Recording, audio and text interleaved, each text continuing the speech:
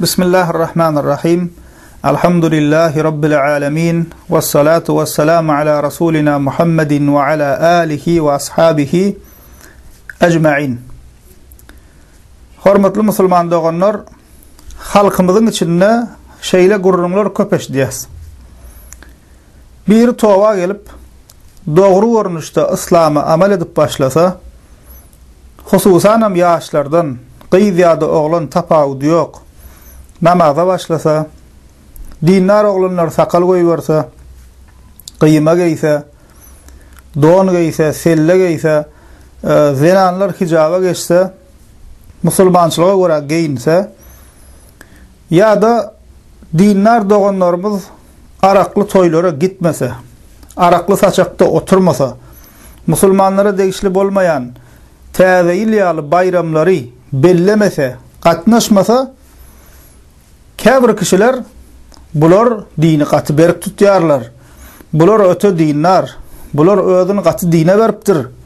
Gaty ütkäpdir. Bular gaty ütköşük diýen gurrunlar edýärler.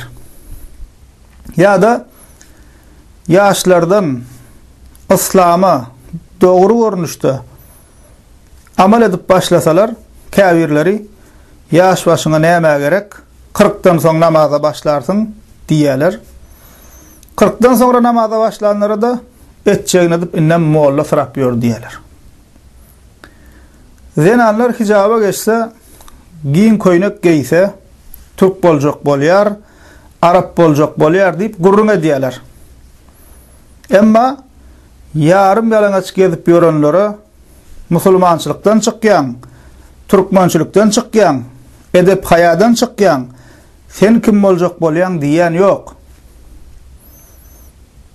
Ama İslam'a göre yapık, giyin, hicaplı, giyinseler arkasından bir sürü gep gurrun bolýar. Käbirler bolsa musulman doganlar bu gep gurrunlaryň ýany bilen at takýar. Bular wahabi, bular wahabi bolup dur diýip şeýdip durly atlar dakýarlar. Bu gep gurrunlaryň netijesinde musulman doganlar näme bolýar? Bu gep gurrunlaryň netijesinde islama dogry amal etjek bolup beren musulmanlara, hususanam ýaşlara basyş bolýar. Käbir denen maşgalalar şu geplerden çekinip örtünmänýärler. Sakal goýbermek uly kynçylyk boldy. Eger şu gepler musulman bolmayan yurtta, musulman bolmayan halkyň arasynda bolsa, geňdel. Emma gynanlar ýan ýeri musulman yurtta, özüne musulman diýen, adyna iman sözüni göterip ýören halkyň içinde bolýar şu ýagdaýlar. Käbir doganlarymyz, uýalarymyz soraýa, şu ýagdaýda näme hilek bolmaly, näme etmeli? Şol adamlara ne hil düşünürmeli? Hususanam zenan doganlarymyz diýe hijab çykarasymyz gelen ok, emma bir tarapdanam bu gep gurrunlar bolýar diýerler. Indi musulman doganlar asıl pikirlenmeli ýeri asly musulman bolan, islama hyzmat eden, türk iman bolan beýik halkyň nesli ogullary nädip musulmançylygy ýadyrgaýan, gen görýän ýagdaýa geldi. Şon pikirlenmeli. Musulmançylykdan bu derece uzaklaşmaklygymyza näme sebäp boldy? Näme üçin biz bu ýagdaýa geldik? Näme üçin baý islam taryhy bolan, taryhda uly alim, ulama ýetişdiren, islam nuruny dünýä ýaradan aslı musulman halkyň içinde bu hil gep gurrunlar bolýar. Nädip ýüzüne çenli pürenjek ýaşmak bilen yapıp ýören türkmenlerimiziň içinde hijab, islama görä giyinmek gen görülýän boldy. Tä kommunistler basyp alýança atawawasy, hany, begi, ýigitleri, gara sakal öten erkekleriň ählisi sakally bolan türkmenler sakally ýaşlary gen görýän boldy. Başga ýagdaýlar hem şeýle. ar namus, ahlak ýagdaýlarymyzam şeýle. Dürüstlük, mertlik, garadan gaýtmazlyk, batyrlyk ýagdaýlarymyzam şeýle. Näme üçin bizde gowy taraplarymyz azalyp, erbet taraplarymyz köpelipdir. Hatta bizde türkmençilikde ýok zatlar, asla bir türkmene gelişmeýän zatlar biziň içimizde adaty zat bolupdyr.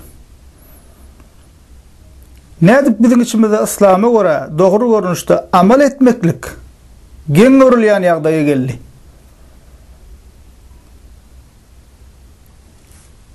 Sebebi musulman doganlar bu zatlaryň sebebi soňky 100 ýylyň içinde biziň aramyzda islam ilmleri azally.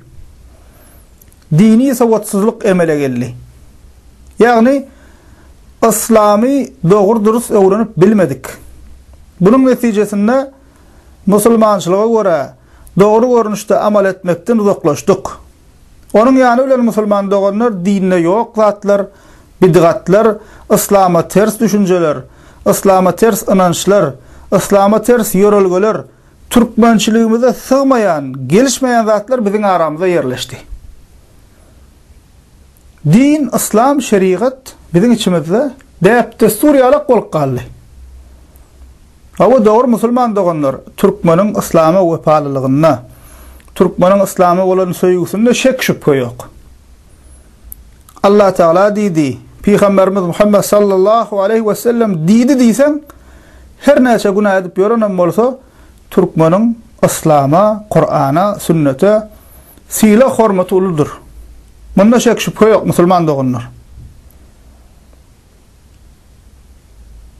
Emma İslam'a göre yaşap, amala gezek gelenne, ilma gezek gelenne, sonku 100 ýylda musulman doganlar biz diňe ýyzlykka gaýtdyk, diňe ýyza gitdik. Munyň üstesine musulman doganlar biziň ýurdumuzy kafirler basyp aldy. Ilki Hristiýanlyga ýaratjak bolup ýören Rus padşasy, soňra bolsa din düşmany kommunistler häkimiýeti ele geçirdiler. 100 ýyldan gowrak türkmeniň erki öz elinde bolmady. Hökümeti musulmanlaryň elinde bolmady. Dinimize, tarihimize, milliligimize düşman bolan kafirler bize höküm etdi. Şolon gol astynda ýaşadyk. Elimizde bar bolan musulmançylyga da ateist komünistler tarapyndan sewşaglan edildi. We dowlet derejesinde İslama, mescid, medrese, Kur'ana, alimlara, İslam'a uğrayan kişilere, milliligimize, tarihimize karşı savaş alıp bardılar. 70 ýyldan gowrak Türkmenlerin, musulmanların yurduna açıktan azan aydılmadı. Cumalar kılınmadı.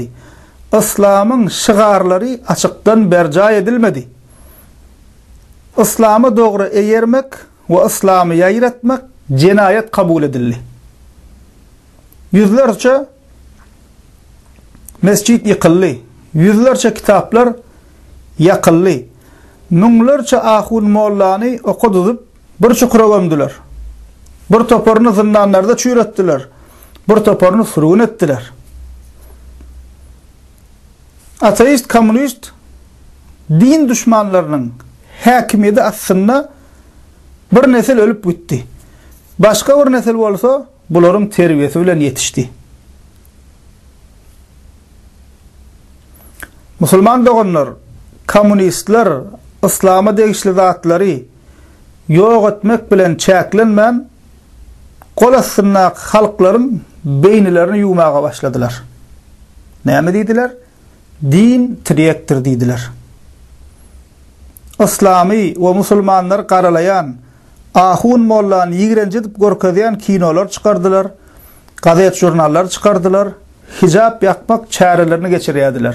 Goýa zinanlara azatlyk getirýäris diýip şeýle çäreler geçirýärdiler.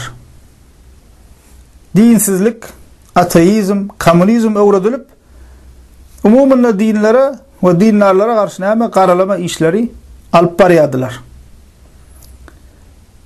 Ve önsörün musulmanların çağalarına geçen asrın en ulu şeytanlarından biri olan komünist, ateist, kafir leline baba didirdiler.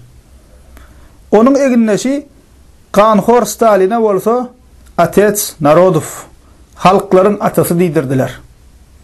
Aslında musulman doğanlar pikirlenip görsanız, Leline baba dimek bilen şeytana baba dimek bir zat. Emma bir neslin kellesine şonu kuydular.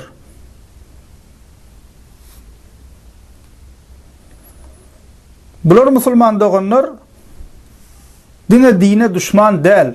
Pikir etmeyen komünist değilse dine düşmanlar deyip. Dine düşman değil, eysem bizim Türkmençiliğimize, milliliğimize, tarihimize düşman olanlıklar için ne dediler? Biz siz gelip adem ettik. Sizin tarihiniz yok, aslınız yok, ata-babalarınızdan bisavat, izagalak adamlar oluptur deyip, olar basmaçı oluptur deyip şey deyip, insandan kellesine kuydular. Aslında ol basmaçı diyen adamları vatanının erkinliği için, azatlığı için, halkımız kolonizatörlerin kolasına geçmesin deyip görüşen mücahitlerdi.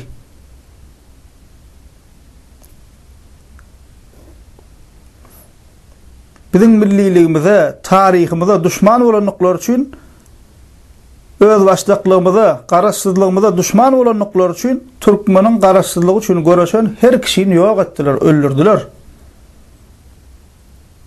Şonun için SSR vaktinde başımıza koyulan yol başçıların ağla ve böyle Türkmen değildi. Türkmen bolanda da komünistleştirilen Türkmenler koyadılar. Ve içimize başka milletler yerleştirdiler. Hususan hem SSR vaktinde ulu şehirler alıp görsanız, tarihini kılıklansanız, ulu şehirlerin yarısı yalak ya da yarısından kovrağı başka milletlerdir. Orstur, Ermenidir, şona benzeştir. Ne için? Amak kalı sen yurdunu elinden almak. Sen tarihini yok etmeli, dinini yok etmeli, milliliğini yok etmeli. Türk'ün yer yurt davasını etmesin deyip ne sen elinden yurdu alar yalakka özüne yakin, gayri halklardan getirip şotayının bir büteviyliğini bozmak için başka halklar getirip yerleştiriyadiler. SSR kovdu diyenler tarihini bilmeye, dine karnının doyonunu pikir ediyorlar, başka taraflarını pikir etmeyeler. SSR'ın beren ziyanı, komünistlerin beren ziyanı asli ayrı bir gururun öz başına. Hatta vatanımızın toprak büteviliğini böldüler. Bir toparımızı eyranına koydular, arasıyım çekip bir toparımızı oğanına koydular, bizim toprağımızı içerini böldüler. Köçelerimizde musulman doğanlar, şöyle din düşmanlarının, komünistlerin başlıklarının atları dakıllı, heykeller dikilli, kıynansak da hazırem ateizmin, komünizmin başlığı Lenin'in heykel dur. Qarız, din imana, milliliğimize olan, tarihimize olan bu savaş musulman doğanlar 1 yıl 2 yıl devam etmedi, 100 yıla yakın devam etti. Neticede komünistlerin terbiyesi bilen yetişen, İslam'dan uzak, milli duygularını, kimliğini yitiren ve şolar gelip bize adem etti deyip öz yurdunu basıvalcığını, kolonizatörü kovup yoran, olar övüp yoran insanlar yetişti. Demek musulman doğanlar, içimizde İslam ilimlerinin azalmağı ve din düşmanlarının 100 yıldan kovrak bize hüküm etmeyi neticesinde Kur'an ve sünnet sayesinde hakiki İslam'dan uzaklaştık. Öz Türkmençiliğimizden uzaklaştık. Kâbir insanların düşüncesindeki İslam dini depte Suriyalak bol qalli. Yani musulman doğanlar nikah kıymak, yasın düzgünlerini bercay etmek, Huda yolu vermek, tövür kaldırmak, sünnet ettirmek, İslam şu zatlardan varat yalak bolup qalli. Haram halal unudullu. Sonra SSR yıkılandan sonra musulman doğanlar oyanışlar başladı. Mescitler açıldı. 30 yıl geçti. Emma yeterli bolmady, henizem yeterli däl. Çünkü musulman doganlar diňe mescit gurmak bilen islam öňe gitmeýär. Indi musulman doganlar şu günkü ýagdaýymyza seretsek, ýagny dogry musulman nähilek bolmaly? Biz nähilek bolup ýörüs? Seredip görsek, deňeşdirip görsek, misal üçin musulman kişiniň birinji bilmeli zady tawhid. Kelime-i şehadet getirmek, imanın şertlerini bilmek. Bizde bir näçe adam kelimesini çöwürüp bilmeýär, imanın şertini bilmeýär. Kelimeňi çöwürdiysen bilmeýär. Yine bir misal, İslam bizim boynumuza ibadetler farz edipdir. Her musulman kişi, her musulman her gün 5 wagtyna namaz kılmaly. Ayal, erkek, garry, ýaş, tapawudy ýok, wezipeli, wezipesiz her musulman günne 5 wagtyna namaz kılmaly. Bizde käbir kişiler musulman doganlar namaz 40dan soň okumaly ýa-da namazy molla okumaly diýerler. Bir ömür özüne musulman diýip maňlaý secde barmadyk, mescide namaza barıp görmedik insanlar var. Bir ömür ýaşap, 50 ýyl, 60 ýyl, 70 ýyl ýaşap, intak maňlaýyn secde goýup görmendir. Kıblasyny sorasan kıblasyny bilmeýär. Hatta ýöne keje misal musulman doganlar täret almak we gusul almak bilmeýär. Özüne musulman diýe, ýyny hapa gezip ýör. İslam'a göre musulman kişi Ramazan ayını ağız beklemeli. Musulman baylar ýylla bir gezek zekadyny bermeli. Emma käbir kişiler şu amallary her musulman dälle, käbir mollalaryň etmeli amal diýip düşünýärler. Kur'an-ı Kerim barada da ýalňyş düşünjelerimiz bar musulman doganlar. Kur'an-ı Kerim ýasy okulýan kitap, ölülere okulýan kitap ýaly kabul edilýär. Başka wagt bolsa, eger öýlerine bar bolsa Kur'an-ı Kerim, ol ýokarrakda el yetmejek ýerde goýup tozanlap durýar. Okumak aňyrda dursun, her kim elle girmek bolmaýar diýip kabul edýär käbir kişiler. Aslyna bolsa Kur'an näme musulman doganlar? Kur'an-ı Kerim dirileriň okap, öwrenip amal etmekler üçin uğradyldy. Kur'an-ı Kerim bizim nämämiz? Ýol görkezjimiz. Dogry ýaşaýyşy öwredýän kitap Kur'an-ı Kerim. Allah Taala'nın mukaddes kitabı. Bizim baş kanunumuz. Emma biz ediňe ölle ýasy okulyp başga wagtda ýanky diýişmeýärlik, o tekçede tozanlap durýan ýalak gol kalypdyr. Allah Taala bize käbir zatlar haram edipdir. Bizim içimizde ol haram zatlar adaty zat ýaly görülýär. İslam'a göre zinan maşgala iki eli we ýüzünden başga ähli ýer örtüligi bolmaly. Tutuş boynu siratyn örtüp duran giyin görnüşde giyiniligi bolmaly. İki eli we ýüzünden galan ýeri ýapyk bolmaly. Saçynyň ýekeje taram görmeliler. Başga bedeniniň galan ýerlerinden dyrnaň uju ýalak ýerem açyk bolmaly däl. Ma bizde nähilek musulman doganlar yarım ýalaňa çyýnmekde ýarşýan ýalak käbirleri. Başka bir misal, İslam'a göre zinan erkek garym gatym bolmaly däl. İslam'a göre zinan erkek bir-birine nämehrem bolan zinan erkekler garym gatym bolmaly däl. Mehrem nämehrem arasynda araçaklar bolmaly. Bizde toy duruşmalarında garym gatym bolup böküşüp bile tans edýärler. Indi täze zat tapýarlar, gelin joralar bilen märeka onu tans edip berýär toyuna. Hani musulmançylyk? Hani türkmeniň ar namysy? 5 manat artyk gazanlyk diýip musulmançylykdan, türkmençilikden çykmaly däl. Allah Taala musulman doganlar haram eden zatlarynyň ýanyna durmak bolmaýar. Özüň şonu etmek däl, şol haram zatyň ýanyna durmak bolmaýar. Arak bar ýerde musulman doganlar oturmak haram. Bizde nähilek? Araksız toy geçmeye. Gurulasan biz musulman, biz Selçuklar, biz Osmanlılar, hol aňrymyz, biz tarihimiz var. Yo olar badi. Sen şuun kuunna sen kim? Olon iyen nahar sen garnyň doyurmaya ata-babaň iyen nahar sen garnyň doyurma şu ýalakka olon ar namysly bolmaklygy, din imanly bolmaklygy olar üçin. Olon amalyndan sana peýda ýok kıyamet gününe. Hawa olar biz tarihimiz öwrenmeli, görelle almaly. O taraplarına özümizden nusha edilmeli. Ýöne öwnüp görmek hiç peýdasy ýok. Sen kim şuun kuunna?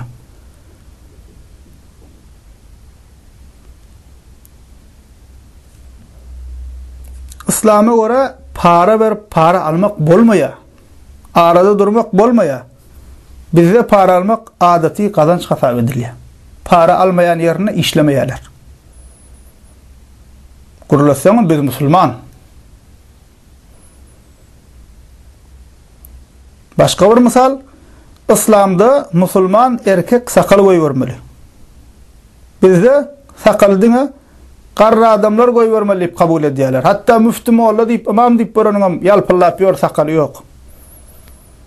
O ýaş oglunyna sakal goýberýärse dakylmadyk at galyny oňa wahabi diýip ýa-bir zat diýip. İslam'a göre Allah Teala erkegi yaradanyna venandan tapawutlukda sakal edip yaradypdyr. Şonu sıyırmak bolmaya.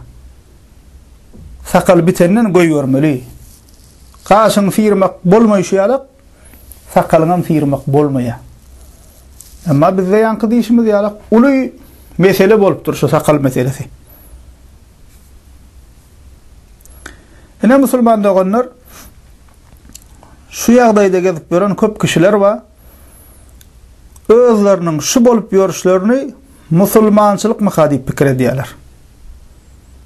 Onsoň şey dip İslamyň buýruklaryna sowuk sala garap amalsyz gezip ýören kişiler kaçanna İslamda buýrulşy ýaly amal edýän, amal etjek bolýan musulmanlar, dindarlar görseler näme diýerler? Dini gaty berip tutýa, öte geçýä, kellesini gaty dine beripdir diýerler.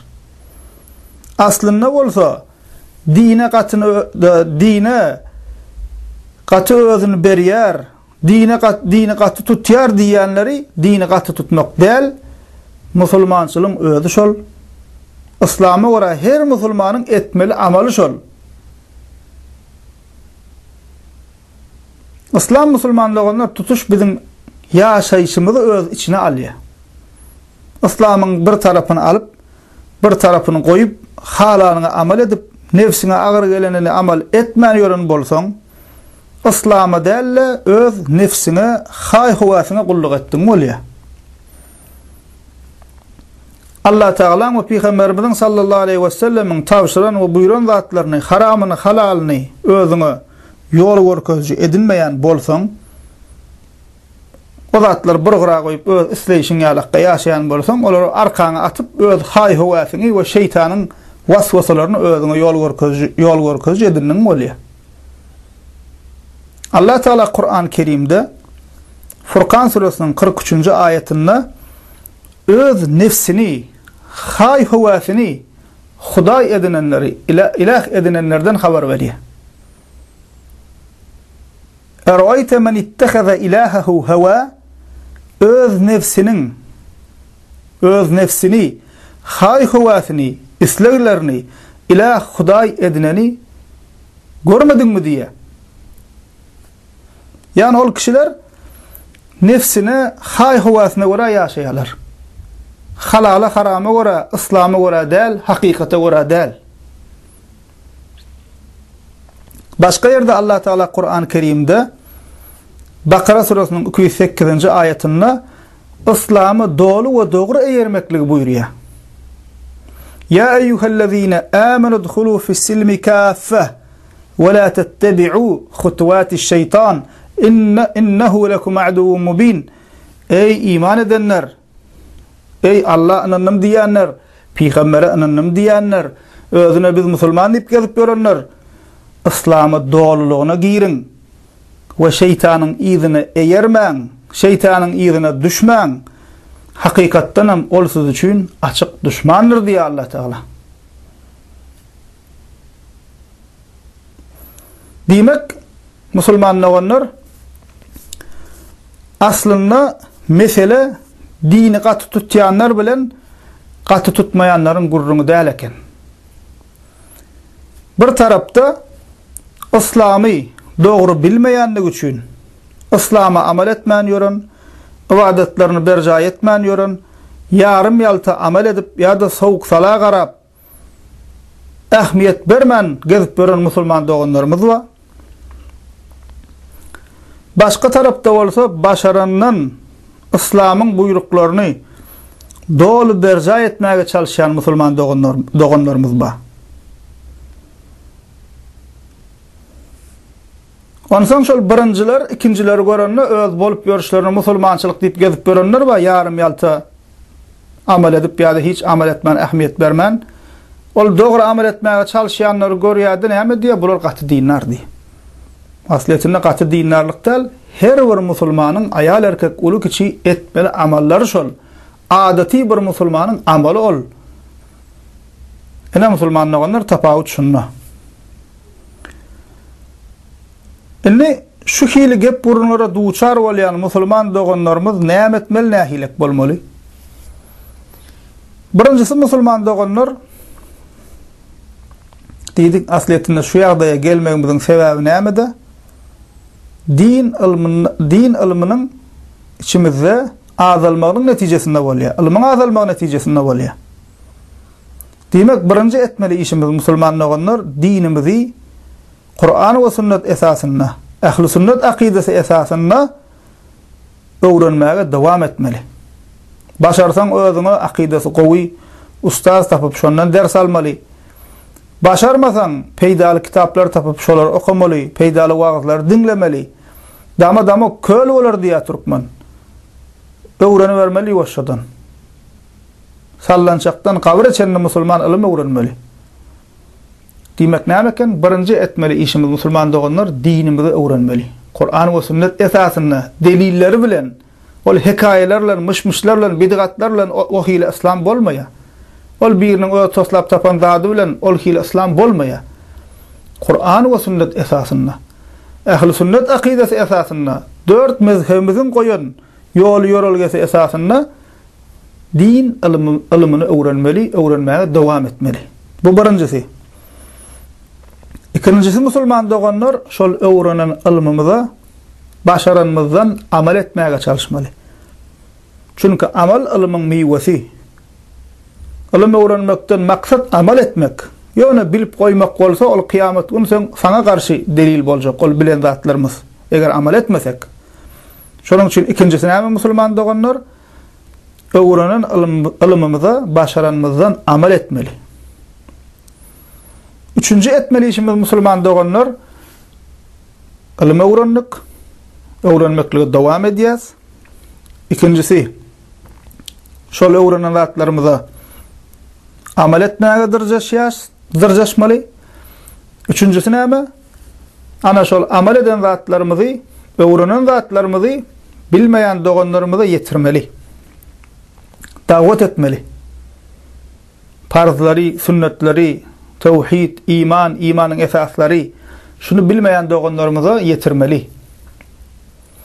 Elbette dawat etmekliň öz usuly bar. Dawat etmek diýmek bilýän zadyň gidip adamlary yerli yersiz usulyny bilip bilmän aýdyp ýüregine düşüp takal okamak däl musulman doganlar. Her zadyň öz usuly bar, her zadyň öz ýoly bar. İman bilmeýän adama iman öwredip başlamaly. Namaz bilmeýän adama namaz öwredip başlamaly. Şu zatlar bilip hem gowşaklyk görkezýän adama oňa başga hile öwretmeli. Diýmek nämeken? Dawat etmeli. Bilýän zatlarymyz başgalaryna ýetirmeli, paýlaşmaly, ýakynlarymyzdan başlamaly we şoň öz ýolyna görä, usulyna görä etmeli. Ondan sonra musulman doganlar dördüncü biziň boýnumyza düşýän zat hak ýolda sabr etmeli. Hak ýolda bolsaň adam dakarlar, töhmedem atarlar, eziýetem berip bilerler. Pikirlen görüň musulman doganlar şeytan bir musulmanyň hak ýola gelip, oýanyp, özüne gelip, dinine ýapyşyp, arasda ýaşap, soň başga kişileriň şol hak ýola gelmekligine, jennetiň ýoluna girmekligine razy bolarmy şeytan? şeytan ve şeytanın azdıran adamları ona hiç asan razı bolmaya. Şonun üçin hem hak yolla bolan kişilere hükman şeytan öz azdıran kişilerinin üstüne hücum ediyor. At taktırıya, haka bolan huvasını kemelçek bolya. Ve şuna mendeş dürlü yollarla näme hücum ediliyor. Ve Peygamberimiz sallallahu aleyhi ve sellemin ömrüne seretsek, İslam'ın gelip boya irayışına seretsek, ondan ahli peygamberlere at takılıptır, töhmet atılıptır. Peygamberimiz Muhammed sallallahu aleyhi ve selleme de at takıllı, töhmet atıllı. Caduve dediler. Mecnun dediler. Adamlan kellesini ütkediya dediler. Maşkalaları yıkya dediler. Oğlu atasından, ayalını erinden ayırıya. Aramızı böyle deyip ayttılar. Dilmedik zat kalmadı. Ondan son Peygamberimizin özünü ziyan verecek boldular. Urdular, söğdüler, öldürecek boldular. Zehirleyecek boldular. Şuların hemmesi Peygamberimiz Muhammed sallallahu aleyhi ve sellem'in başına geldi. Çünkü näme şeytan rahat durmaya. Hak yoldaki adamlara öz azdıran kişilerinin üstü bilen hücuma geçiriyor şolary. Demek Müslüman doğanlar näme? Ilme öğrenmeli, amel etmeli, yayır etmeli ve hak yolla sabır etmeli. Ol biri gelip sana bir zat diyeni bilen ütkömeli değil. Ol at taksın, kellesini katı dine berya deysin. O bular Arap boljak bolya, bular Türk boljak bolya, hususan zinan doğanlarımıza kan şungal zatlar diýerler. Beýdibem geyinmek bormy? Şuna meňdeş bir ýürek agyrdyjy sözler diýerler. Beýdip sen örtünüp berseň seni hiç kim gelin edip almaz. Şuna meňdeş ýürek agyrdyjy sözler diýerler. Wahabis näme? Şuna meňdeş zatlar diýerler. Goý diýsinler musulman doğan. Näme diýse şonu diýsin. Biz Allah Taala'nın razılygyna görä bolmaly. O zatlara da üns bermän, sabırly bolmaly. Elbette ol hilek gurrun edýän kişilere garşy biz özleri ýalak bolmaly däl. Biz ýene de ahlakymyzy bozman, hikmet bilen, ýumşakluk bilen ol doganlarymyza da merhamet gözü bilen seredip şol haky ýetirjek bolmaly şolara. Şu bizim musulmançylygymyz şol, atawalarymyz bizim şeýle bolupdyr. Bizim türkmençiligimiz şol. Emma o ýarym ýalyna çykyp görmek, içip görmek, ýa şoňa meňdeş zatlar edip görmek bizim dinimize de sygmaýa, türkmençiligimize de gelişmeýe, aslymyza gaýtmaly diýip düşündirmeli. Peygamberimiz sallallahu aleyhi ve sellem Tabarani'nin Mucam'il Kebir'inde Abdullah bin Ahmet Musnad'da rivayet eden hadisinde diye بدأ الإسلام غريبا ثم يعود غريبا كما بدأ فطوبى للغرباء قيل يا رسول الله من الغرباء قال الذين يصلحون إذا فسد الناس Peygamberimiz diye İslam gen yat görülýän halatda başladı. Yine şeýle boljaktır. Gurabalara yat gen görülýänlere tuba boşluk bolsun. Onu soradılar sahabeler. Ya Resulallah, gurabalar kim? Onu Peygamberimiz sallallahu aleyhi ve sellem aytdı. İnsanlar bozulanna düzedýänlerdir dedi. İnsanlar bir tarapdan bozulup barýaka, bular özlerini düzedip hak ýolda bolýanlardyr dedi. Bu hadisin Tirmizi'de gelen başka rivayetinde "Ellezîne yuslihûne mâ efseden nâsu ba'de min sünneti" Gurabalar insanların menin sünnetimden bozan zatlarını düzedýänlerdir dedi. Hem baňyzyň bilişiňiz ýaly musulman doganlar, İslam dini Mekke'de ýaýrap başlady. Musulmanlar gaty azdy. Karşı çykýanlar köpdi we İslam gen wayat görülýärdi.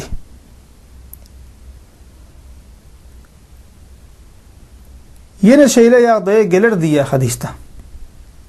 Ana şol wagt insanlaryň hak ýoldan uzaklaşan wagty, tawhidden, bir Allah'a kullukdan, namazdan uzaklaşan wagty, halal haram tanımayan wagty, bir sürü adamlaryň bidgat çykaryp Peygamberimiz sallallahu aleyhi ve sellem sünnetini bozup duran wagtlary, hak ýolda ýürümäge çalyşyp, tawhidi, imany öwrenip, namaz kılıp, vaadetlerini berca edip, halala harama dikkat edip, Allah Teala kulluk ediyenlere Peygamberimiz sallallahu aleyhi ve sellem buğuşluk bolsun diye. İnsanlar gen olsa da sünnetleri ihya edip, sünnetlere amel edip yaşayanlara Peygamberimiz sallallahu aleyhi ve sellem buğuşluk bolsun diye. Yine Müslüman doğanlar bilmeli zatlarımızın biri Peygamberimiz sallallahu aleyhi ve sellem Tirmizi'de geçen hadisinde diye men iltemese rıza Allahi bi sakhatin nas men iltemese rıza Allahi bi sakhatin nas kafahu Allahu mu'netun nas ve men iltemese rıza'an nas bi sakhatillah vekalahu Allahu ilen nas. Kimde kim insanlar halamasa da Allah Teala'nın razılığına göre hareket etse Allah Teala onu insanların eziyetinden korar. Emma kim insanların göğünü deyip Allah Teala'nın gazabına alsa Allah Teala onu insanlara tavşırır diye. Demek Müslüman doğanlar insanlar ne deyse de ne derecede karşı çıksa da Müslüman kişi halka göre değil, hakka göre, Kur'an'a ve sünnete göre yaşamalılar. Elhamdülillahi Rabbil alemin.